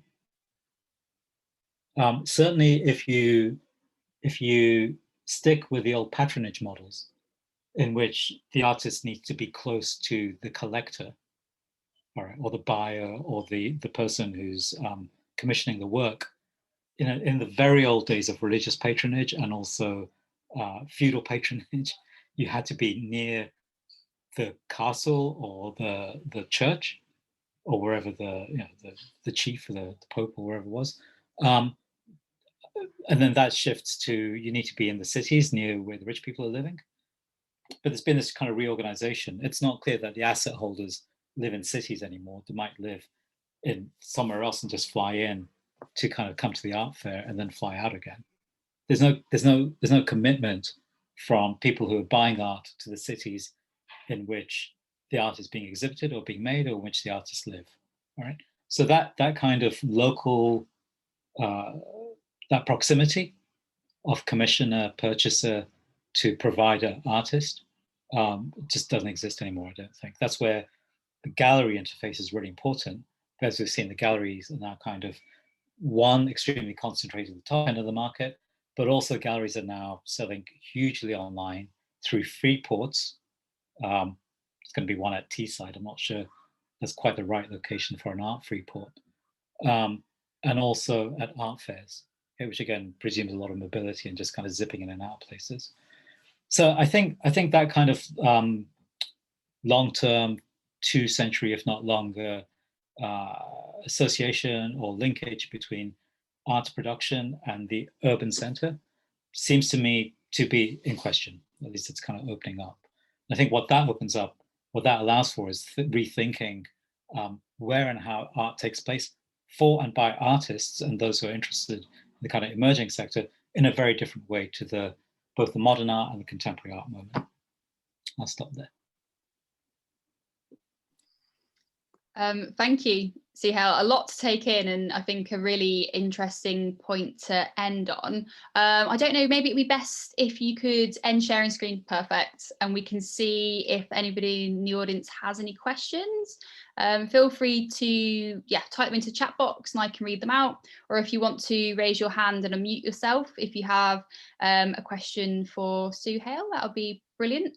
I mean, I can kick things off very briefly just to kind of get the ball rolling. I don't know if you can expand a little bit, Suhail, on the idea of artists being a bridge for gentrification and the kind of problems that come with that, with artists having to feed into something that's very much working against them.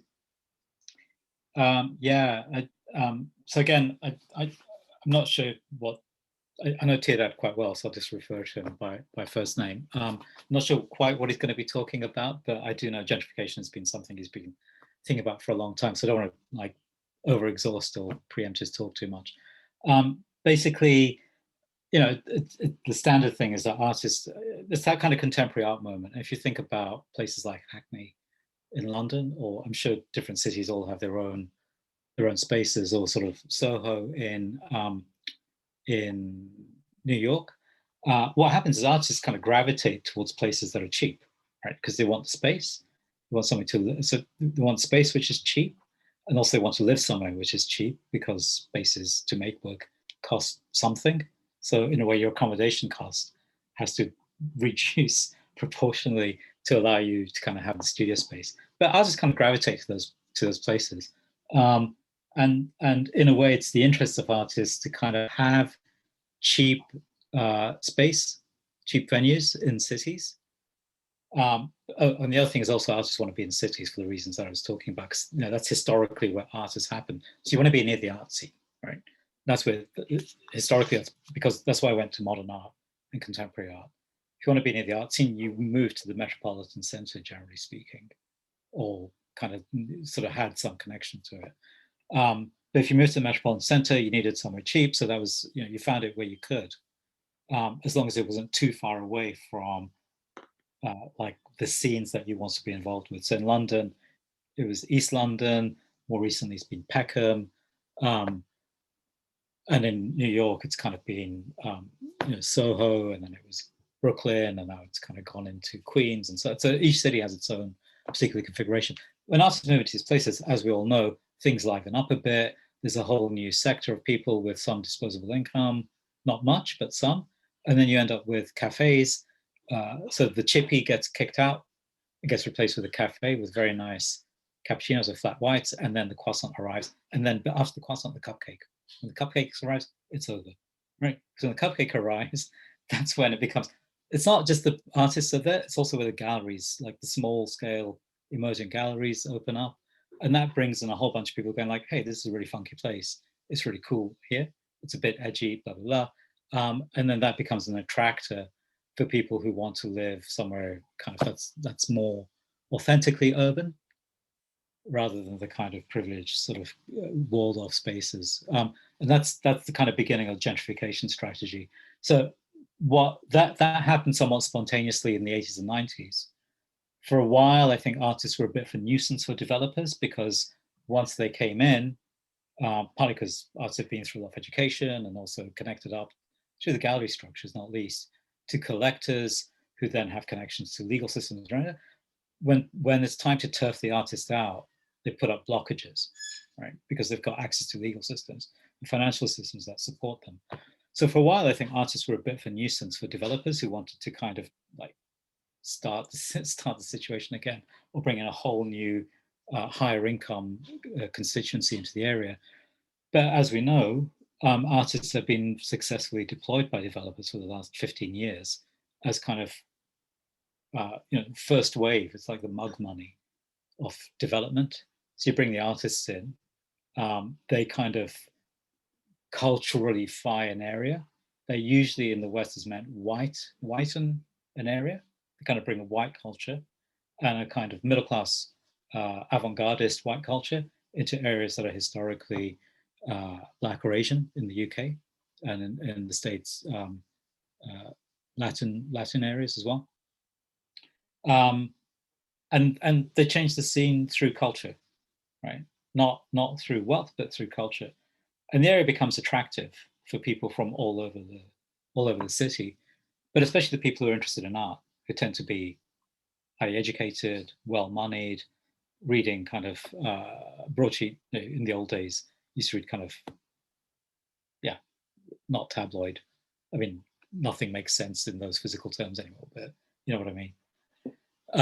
And so I think developers use artists as a kind of, very purposefully as a first wave to change the feel of an area, to make it somewhere that people want to go around, somewhere people avoid.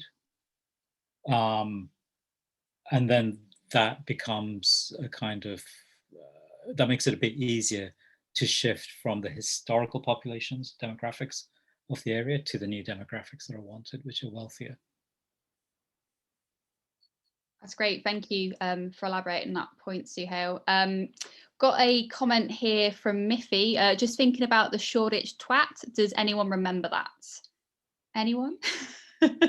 It's nothing that I'm familiar with, I'm afraid, Miffy. Has anyone got any thoughts or comments? Suhail, are you familiar? Are you asking me as a potential Shoreditch twat? I don't think so. I have no idea. I'm going to have to Google it after, and unless anyone's got anything they want to add. No, Shoreditch is like the example of this in London. And, in the 20 years from 1990 to 2010, it went from being a nothing zone with like no one going there, no population, very few transport links, to being like the epicenter of London's cultural life in a way, but also it was right next to the city. So there was a kind of long, and initially the gentrification thing was fairly spontaneous, but then it quickly got picked up on by developers and they played a long game on it. And of course, I think at the time there was very little politics around gentrification from the art field. So it was all great. It was all great. What's happening on the east side of Shoreditch is a very strong Bengali community, and I think traditionally Irish working class community as well. And that gentrification is kind of hit and is now merging into these traditional communities. But the way it's encroaching on them is through massive high rises of luxury condos. So in a way, there's a huge kind of, I mean, this is, we all know the standard problem of gentrification, like there's a huge political problem about what you do in cities with gentrification. And it seems to me it's really imperative for artists to kind of be quite vocal about this as the historical bridgehead. Thank you, Suhail. That brings us on to a question here from Leomi, who asks, I'm curious about your experience within education.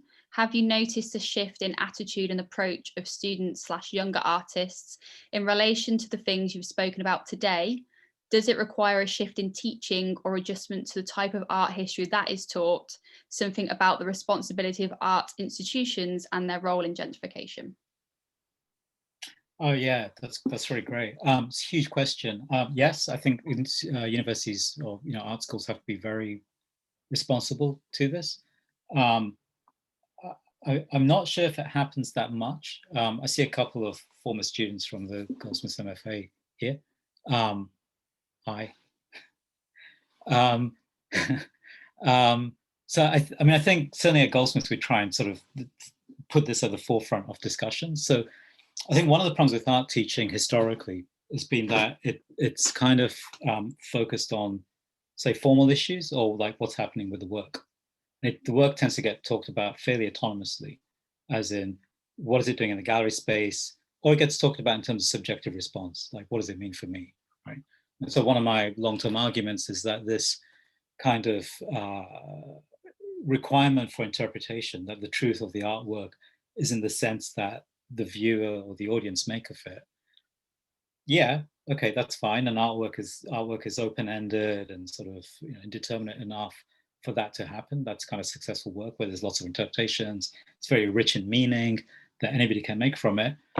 Kind of strips out all the politics of like, why is the artwork happening here and what is it doing in this space, not just in the gallery space, but this gallery space in this environment.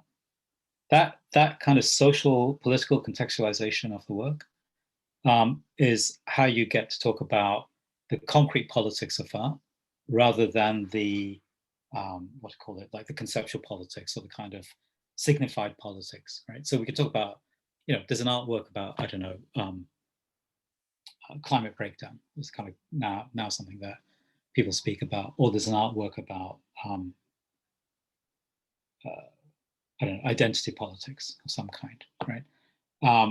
And what often happens in art teaching is that we'll talk about it in terms of what the artist is trying to do, what's inside make of it, how does the artwork make sense according to these two parties, and also some imagined viewers somewhere else.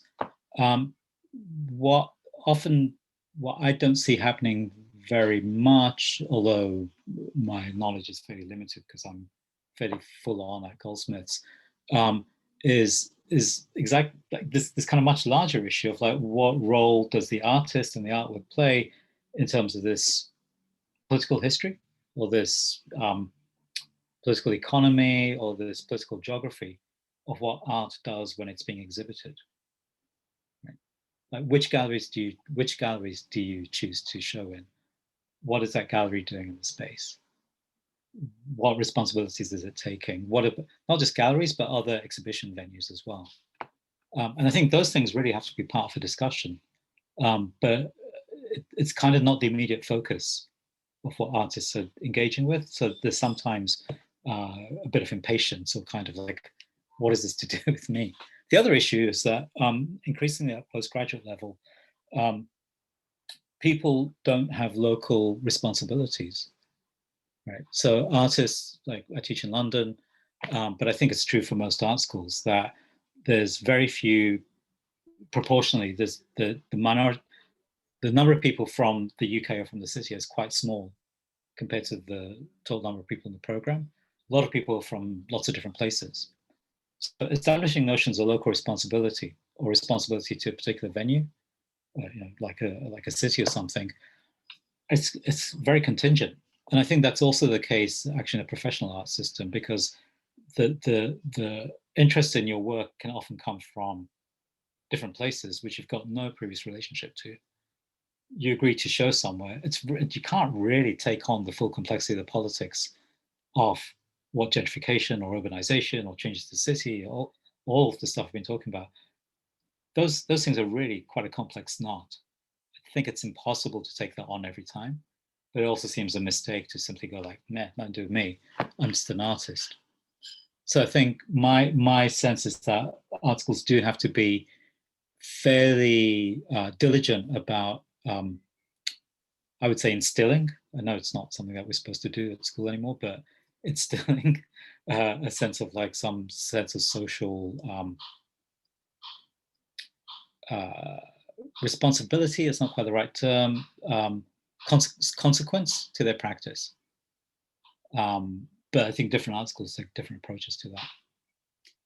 Just before we move on to Nastasia's question, and just wanted to add something else that Leomi shared at the bottom, which brings us back to the institution, and also what you said earlier, Suhail, about these kind of high rises being, physically pushing communities out, which is university investment in property and intertwined with property development for student accommodation. So the kind of issues around that as well. Yeah, I didn't do a talk on that, so I can't really talk about it at great length. But it's clearly happening. Question is like, what? I mean, I take the point. So in a way, universities are doing gentrification as well, right? And this is an increasingly prominent issue in many cities, not just cities, but also in the rural areas that some universities are located in. And universities are becoming property managers as well. And the name for revenue streams, or where the revenue stream is from, is student accommodation and student fees. So that's kind of driving the this expansion of universities into cities. There are a couple of issues that I think need to be thought about around that. And again, I'm going to say them very quickly because that is not what my talk was about. But I do think it's a really, really important point. I think it will become an increasingly important point for cities with universities in the near future, if the universities don't completely collapse because of marketization of the last 10 years, which is going to happen quite soon, I think. And I think a lot of universities are going to be in a lot of trouble. Which will also drive increased amounts of like revenue seeking from rent and property. So I think there's probably two or three, four, I don't know how many issues, I'll just do them as I go along. Firstly, universities have been marketized in the UK, which means that, and also fees haven't increased over the last 10 years, all right? So the idea was that there would be a fee of like $9,500 for undergraduates, and then this would become the main income stream, or a main income stream for universities. But there's no inflation; fees haven't increased, so the inflation costs have to be taken care of somewhere else. So the universities need to shrink back. If the universities don't shrink back, they need to increase their student numbers, but they also need to increase revenues from other sources. Okay? And one of the other sources is, of course, student accommodation and renting out your university facilities for non-teaching. Right? So there is an interest in increasing the amount of revenue from non-education, from not teaching, or from things other than teaching. And student income, student accommodation is a very good assetified, in the way that I was talking about. It's a kind of rentier form of income generation, which was going really well until COVID. Students couldn't go into their accommodation, and it's left a huge hole in most universities that universities can't actually cover unless you're super rich universities, which is basically Oxbridge and maybe UCL. Everyone else is struggling, right? So what you're seeing now is a lot of stories about universities doing staff cutbacks to cover that hole, which is from student accommodation mainly, right? So that's one issue. The second thing is that universities are increasingly important economic centers for cities, right? So a lot of the development that is being pumped by government and by sort of regional development, when we were in the EU, they were very keen on this as well, is like high tech, high-end sort of intellectual property type of development. And universities are the main conduit for that, for funding agencies to employment. Okay? It goes through university because it's about sort of intellectual and research-based development. So I think in Nottingham, kind of bioengineering development. There's a lot of interest in climate as well. And yeah, the knowledges for that and the strategies for that the universities are really, really key to providing the knowledge and also the models for what that development must be, right? So they're playing an increasingly important role in the policy making and the political power of the city. And thirdly, there's an issue about where else is the money going to come from? What else is going to generate revenue? The advantage of university employment is that, one, you need people who are, it will attract people, it's supposed to attract people who are high earning, right? So you get that sort of top end tax tier, but it also attracts a lot of other services towards it. So you need cleaners, you need security staff, you need catering, you need a cultural life because people who work at universities like to do cultural things. So there's a kind of regeneration model. It's like a trickle down sort of version of that. So I think universities are quite compelling as, I mean, I not necessarily agree with it, but in terms of those logics, universities are kind of compelling centers for economic redevelopment. And I think if a university goes to a city and says like, hey, we need to kind of increase our living quarters, the city's going to go like, sure, it's great. You know, we'll do that for you because we need you more and more. Thank you. We'll now go to Nastasia, because Nastasia, you've had your hand up for a little while, and there's obviously some interesting discussion happening in the chat as well. So I will say that because we're running out of time, maybe if Nastasia's question is our last, but if anybody is able to join us next week for Teardad's talk, as mentioned by Sue Hale and shared in the chat, I think there'll be some opportunities to continue this kind of breadth of conversation. But Nastasia, what was it you'd like to add, please? Yeah, there's a couple of things which maybe aren't so relevant anymore in terms of in terms of kind of students and what kind of is kind of taught or not. And I think that actually kind of my experiences of it is that, you know, we would never teach that kind of model that students seem to come to university with, that if they do the degree or they do the course at the end, they'll kind of get a gallery, or and I kind of don't always know where that comes from, but I think it's something that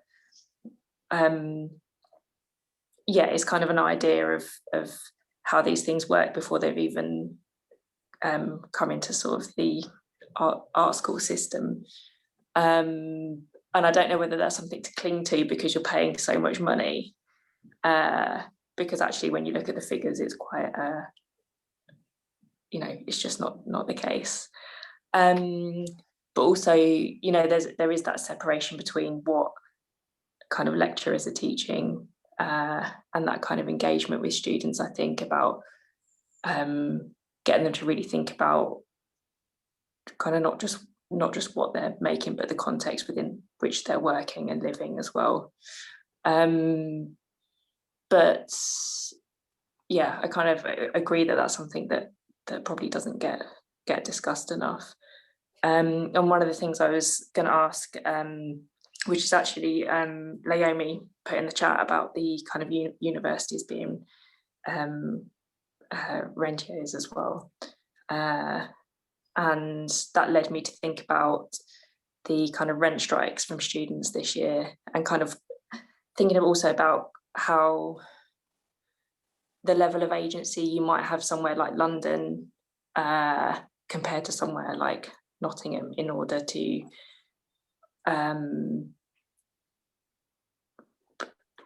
you know, like, is there potential to sort of work to, if you're in somewhere like London, it feels that having the kind of agency to push against something that is kind of so the sort of the level that this kind of accumulation process is at, whether somewhere like Nottingham there's is there kind of more potential to kind of have agency to not be implicit in that, or to kind of have other you know, is there an alternative, or ultimately you know, are we, this is, you know, or ultimately kind of is this the system, and like, what do you, how, yeah, you know, if we know that this is the shit that's going down, like, well, like, what do we do about it? Is there anything you can do about it? I don't know. But yeah, sorry, that's a really waffly question. That's not really a question, but it's a question. Yeah, no, it's the kind of two versions of the same question. Before I get to it, maybe Colette, if there is chat in the chat, could you maybe summarize it, and I can take them up? Seems a bit of a shame to, not now, but after I've... Yeah, I can have a go. Yeah, I'll let you answer Nastasia. Just turn them into bullet points or something. I'll try and get through them. It seems a shame to not take up people's responses. So to Nastasia's point, I think the question about what kinds of agency, I think agency is different, artistic agency in this broader context, rather than like in regard to my artwork or whatever, the one I'm looking at is different in different cities.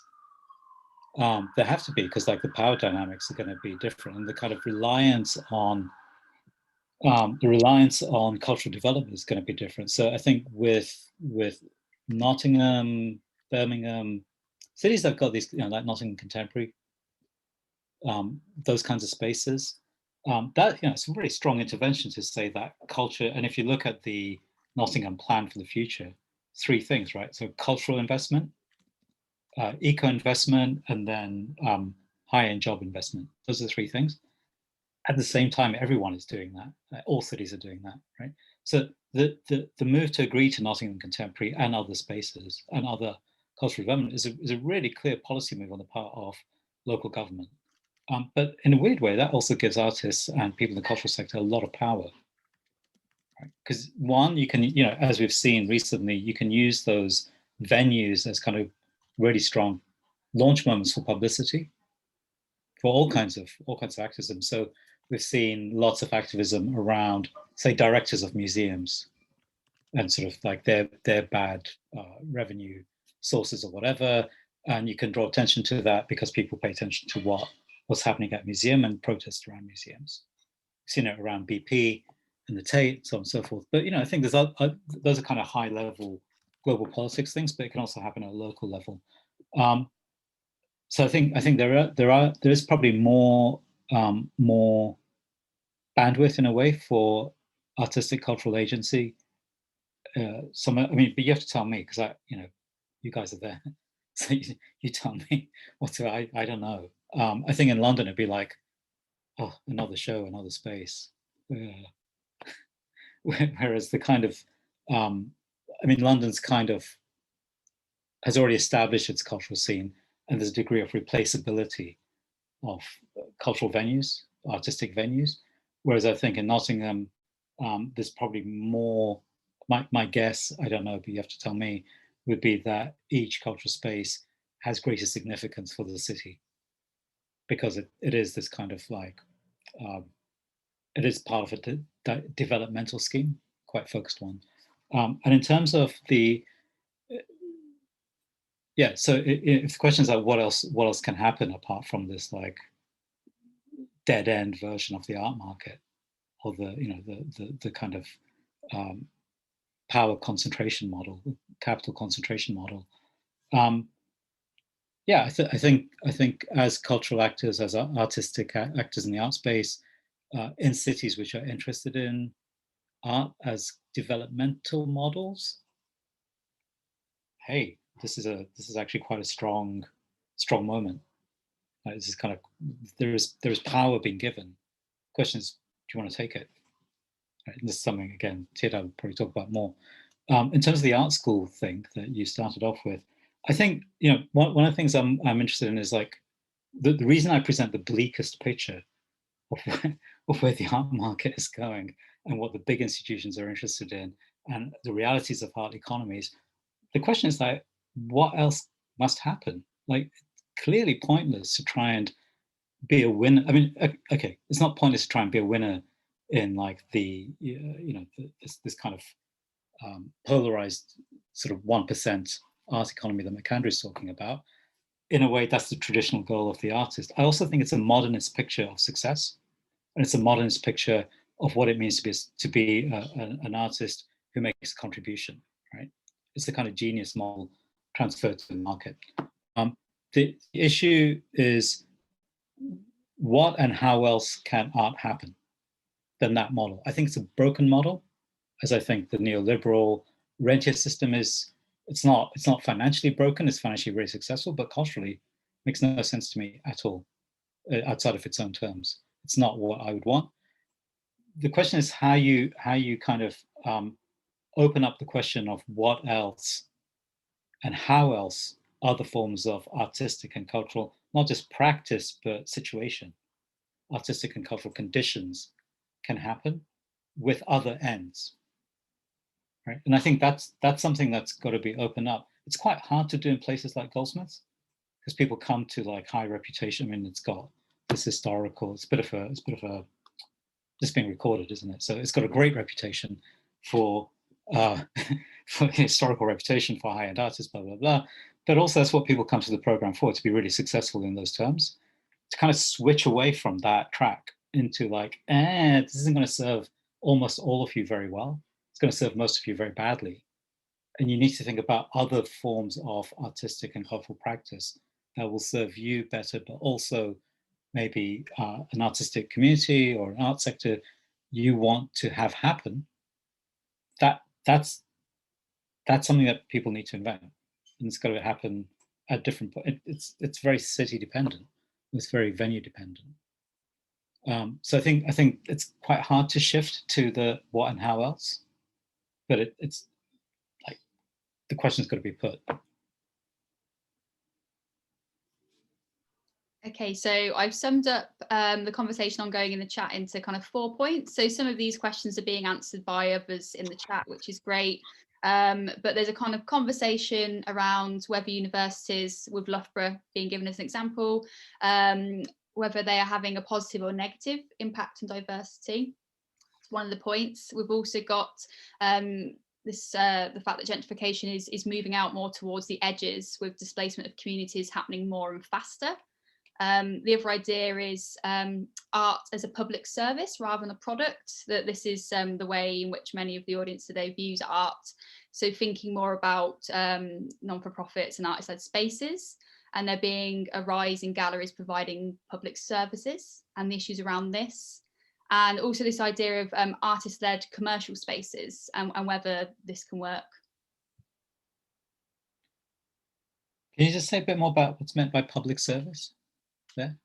Yeah, does anybody, I mean, I can go back to the question, but if anyone wants to jump in around this idea of art galleries providing public service, please do. I'm just scrolling back up. Yeah, I don't mind jumping in for a second, like, because this is the only thing I'm professing being an expert in here is my own ignorance, is the fact that I still feel that I mostly perceive art as being a thing. When you say a gallery, I think of like Nottingham Contemporary or the New Art Exchange, a place where there's free entry, you can take donations, there's funding from the council and from charities and maybe a few individuals, but it's mostly kind of public funded, and it's providing art to the public. Artists are remunerated for the art they put in there, but it's not about putting art on display with a price tag, and kind of that whole system of galleries as shops is just, I don't know, it's alien to me. Like, obviously I've heard of that kind of a gallery, and that's the kind of gallery you see like on TV and stuff. But from my own personal experience, as someone who didn't study art at university and learn about art by hanging around those kind of galleries, that still dominates my perception of like what doing art is, and where you go to see art. And yeah, I pictured the public seeing it, and I guess if I think about that high-end art at all, I almost think of it as like false art. And yet, you know, from a financial standpoint, that is almost the only real art. Like, if art isn't sold, it's not really art from that angle. So there's like two completely opposed viewpoints of what art is and how it happens. Yeah, okay, thanks. That's some great elaboration. I'm going to leave most of the other things about universities and gentrification on the edges out, because I think that that's very much about what's happening in Nottingham, and I can't possibly speak to that because I don't have the knowledge. But I will take up this thing around the public service side of it. So yeah, I think it's a really important distinction. Like, there are other things happening apart from marketization and what I would call assetification, the turning of things into assets in the kind of art space that you're talking about, like the public moment.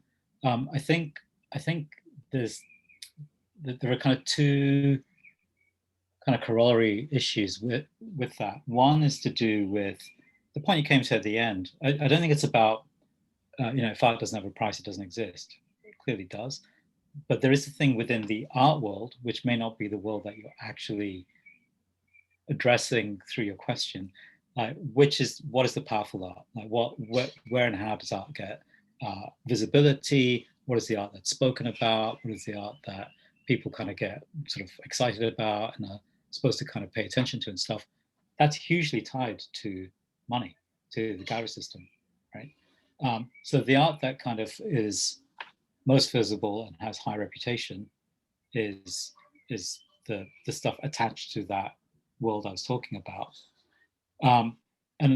But there's also a crossover. I mean, galleries are often cross-subsidizing lost leading shows, like shows where there's nothing to be gained in terms of income and so on, because it kind of helps generate interest from other constituencies and adds to the profile, both of the artist but also to the space, right?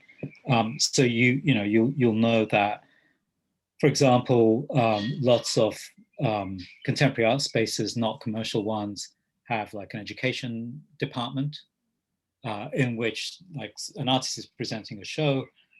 They work with the education department, which kind of interfaces with the public.